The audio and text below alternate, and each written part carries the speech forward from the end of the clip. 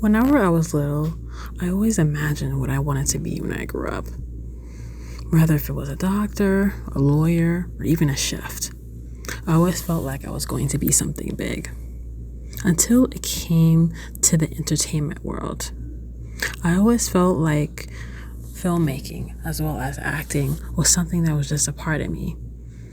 When it came for me to acting out my favorite scenes from my favorite movies, to instantly replaying the same thing over and over again, something about movies always captured me and made me feel like I was a part of it. But nowadays, as we get older, we have more responsibilities that we need to handle, more bills to pay, as well as a lot of questions on how is our life going to shape out based on what is reality hitting us. And even though we still have dreams and aspirations from when we were a kid to now, it still gets harder and harder as we get older and grow into adulthood. So my thing is this: how do we navigate and still maintain our dream when reality keeps hitting us in the face?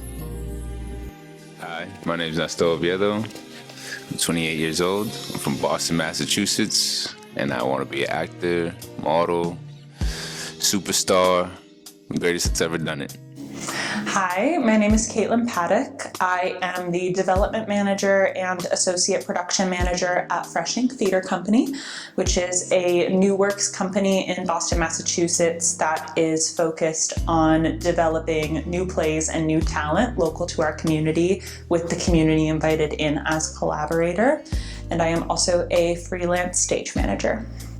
Hey, I'm Michael Phelan O'Toole, and I'm a filmmaker in the Boston area.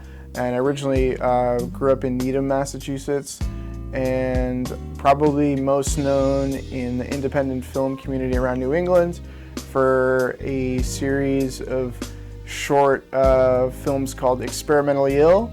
That's the sort of banner of media production that I've worked with my friend Lawrence Hawley with. He's a filmmaker out in Los Angeles. We have sort of our artist collective of, cast and crew that we work with. Our friend D.L. Polanski is sort of a figure in the local art scene. He's been in a lot of our stuff. And it was a way to make media and have fun, express myself with my friends. So the position that I am in now at Fresh Ink, I got to by first working as an assistant stage manager. And then after that, I was brought on to associate production manage a few projects on a project by project basis. And that quickly morphed into what the role is now, which is a full member of the Fresh Ink volunteer staff. Fresh Ink is a volunteer-run organization, so we all donate our time. And I took on this role in late 2024. Describe the physical sensation of being at your day job while your mind is on a script, role, or song.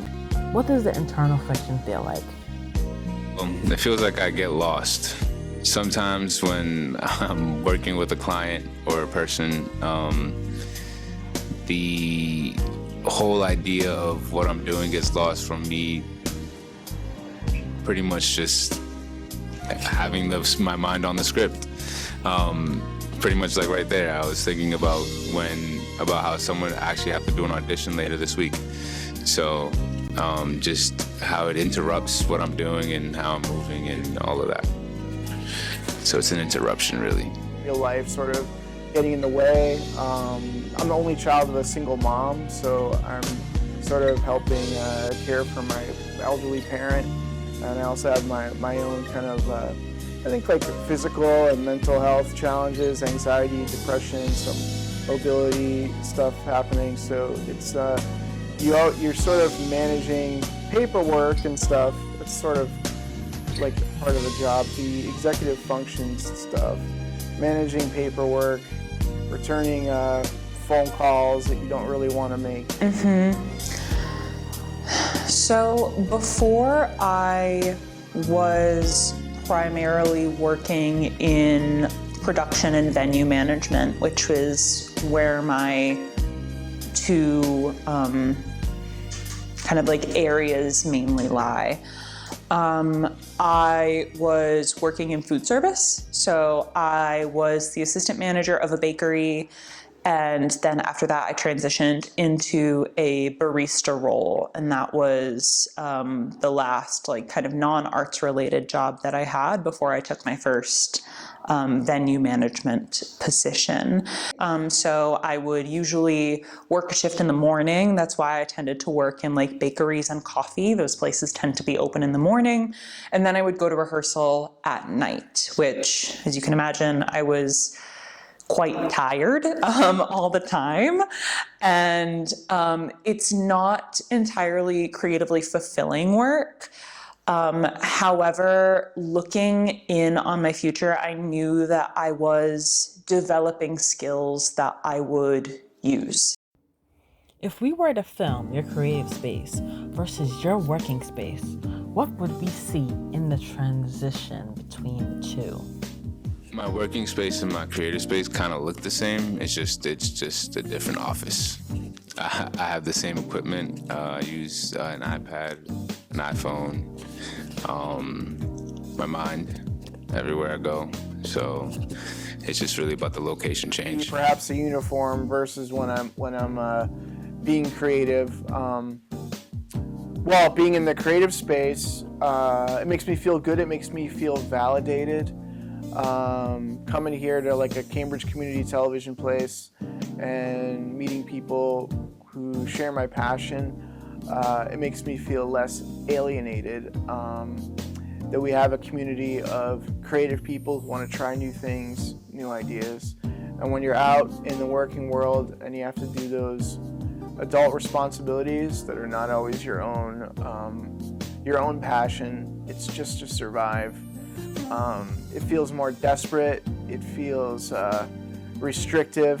You know, you got to put on the tie that you don't really want to wear. So it gives me anxiety. And my creative space would look very similar to each other, but then when you look closer, the items are very different.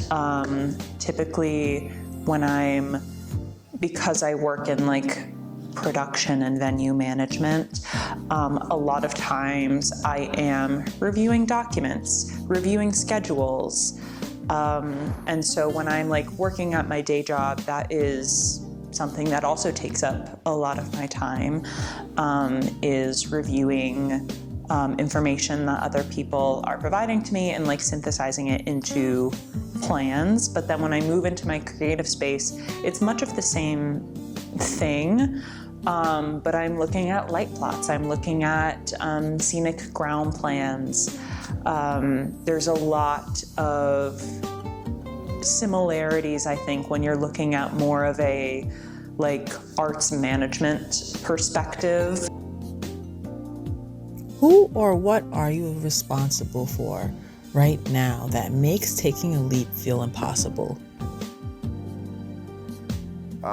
Like there's times where I have to, cancel a film production because my mom was in the hospital like a couple of months ago, and we had to cancel, kind of this whimsical, funny, imaginative, childlike, film shoot that we were gonna do that I did like a script for, and I just had to put a pause on it, because like when you have a family emergency, you have to go.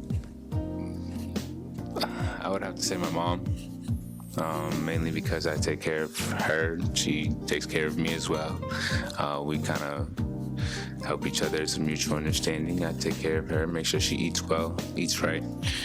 She does the same for me, but we obviously have different diets.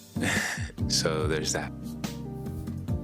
Is there a specific person in your life whose opinion or needs weigh heaviest when you think about pursuing entertainment? So I really value my friend and fellow filmmaker Lawrence Holly and his opinion. And he's out in Los Angeles now. We work together in Boston because he's kind of my main, he's like my best friend, but he's like my main collaborator.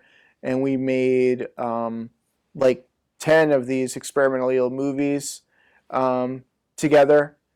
Speak as well. His a lot of his work, his early work he did in community television, his show Random Acts and stuff. In the early 2000s, we became friends and worked together. So when you have a history with somebody and you know you have similar tastes, like creative tastes, you want to kind of see if those are lining up. And I also just value his advice as a friend. My brother and my cousin, one of my favorite cousins, she is in LA, and she's actually one of the few people who showed me a lot of the ropes and the ins and outs of the industry. So when I do things, I always go to her and confide in her to see if I should even do it. She's definitely the top person, but when it comes to just being creative in general, my brother, and he's one of the biggest critics ever. So there's that.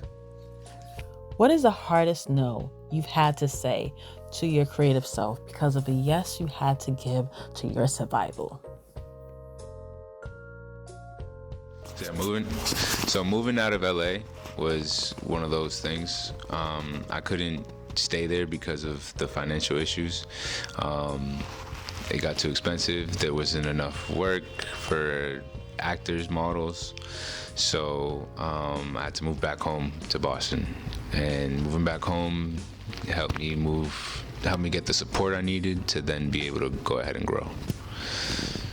So yeah, I had to tell myself, no, I can't stay in Los Angeles.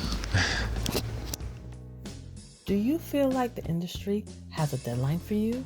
Does it feel like a race against the clock? No, it does not feel like a race. I feel like everybody has their own time, and God willing, it'll show up for you. We really weren't. We weren't really pursuing industry. We were pursuing art, but I guess we all, and I, when we were young kids and when we grow up, we're introduced to mainstream media, like you say, entertainment and stuff. And it seems like so competitive. I don't know that if you come out with something like super creative, especially now with the internet and everything and stuff getting shorter and shorter, I don't know that there really is like a cutoff and like a clock. When you look at the gatekeepers of entertainment world, do you feel like they even know people like you even exist? They know we exist, they just don't care, and they have no reason to look at us until we make a point, or enough noise to be recognized as such. So that's why they ignore all of us until there's more than enough for us to not ignore.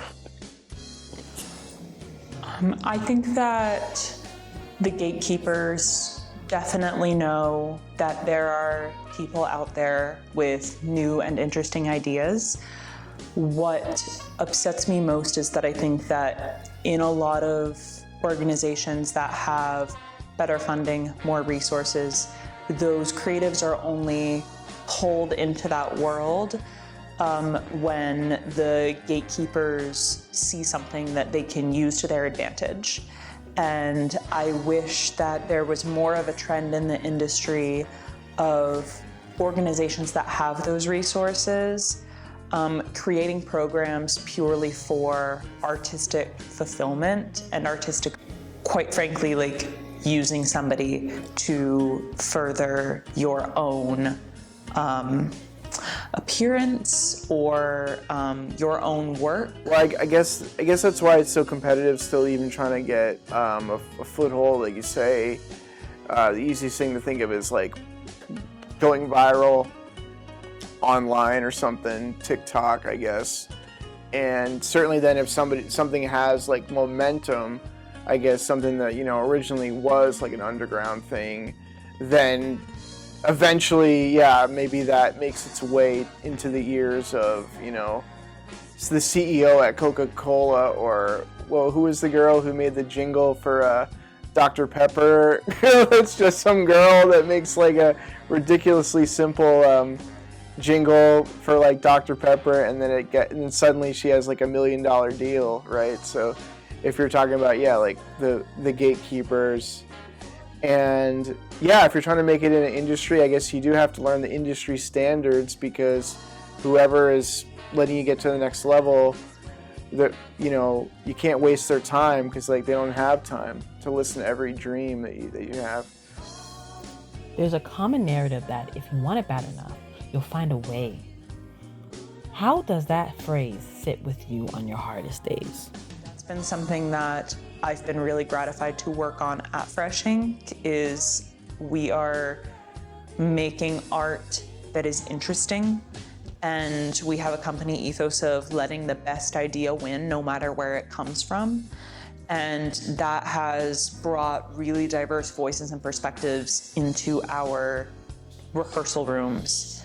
And it's been wonderful to work in that space. But it makes it all the more disheartening when then I go out and work at some of these like larger, better resource venues, and I just kind of see the same like rinse and repeat ideas.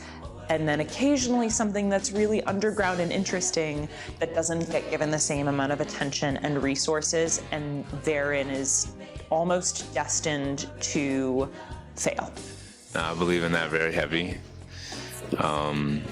If there's a will, there's a way. And I know that for a fact. There's no stopping you if you really wanted something. And if you really wanted, all you have to do is get up and go do it. There's no such thing as luck. That's just preparation meeting opportunity. Depends. How it sits with me is it's concerning, because it does sound like, like people are willing to compromise their ethics and their morals and stuff just to ascend in entertainment, right? People are willing to maybe create something that's not truly who they are, to sacrifice who they are just to get money, get popularity, get status, and get the career going. And that's something that I really didn't think as much about, so it makes me a little uneasy. It says, take what we have, maybe polish it up a little bit, and but don't want to be compromising ethics, If you never make it in the traditional sense, what happens to the art inside of you? Where does it go? It's still there. It's just locked up in a box, just waiting to be opened up. Like, what is that, Pandora's box? Yeah, it's there. It just never goes away. I think this is something that we can look at from a historical standpoint. There are plenty of people that have made it in a traditional sense, but like posthumously. And there are plenty of people who, when you're going back and looking and studying a specific like historical era, and all of a sudden these like wonderful works get pulled from a random archive and like brought into the light and celebrated.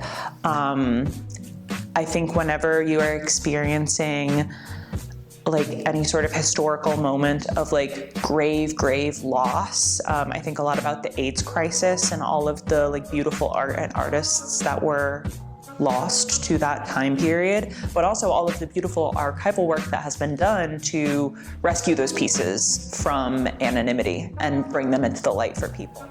Well, the art that's inside of me is still getting out, thanks to places like CCTV, community television, thanks to shows like the Boston Open Screen at the Coolidge Corner Theater in Brookline, where we've been consistently showing our work since 2023, and before that, off and on. So I find other ways. We used to rent out the Coolidge Corner Theater and do our own festivals and stuff. And we got an experimental EL piece, a funny PSA, up at the Brattle Theater at the Boston Underground Film Festival. because of our friend Phil Healy, who does stuff with Boston Open Screen. So we're still getting our stuff out. What is the one thing you want the audience to understand about the people who didn't make it because they were too busy keeping their world from falling apart? What do I have to say to them? It's not too late. Keep going. Try. Every time you get up, every time you fall, just get back up. There's nothing wrong with failing. You could only fail forward. You can't fail backwards. Keep going and make sure that you do the inner work. I think that you should create your own space, and you should focus on what you value, and then the rest will eventually come.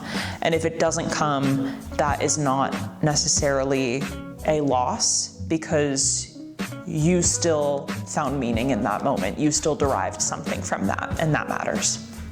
I like to say to those people that those people, just because they didn't make it in a traditional sense, maybe you don't get the corporate branding, the financial support, but those people are still artists, and art is very hard work, and it is real work. And the people, just because you didn't see their face on the side of some pickup truck or some Coca-Cola can or something, it doesn't mean that those people are not legitimate. I always liked indie film, and I like punk rock and stuff like that, and it's just not going to be for everyone. Not everyone has the same palette.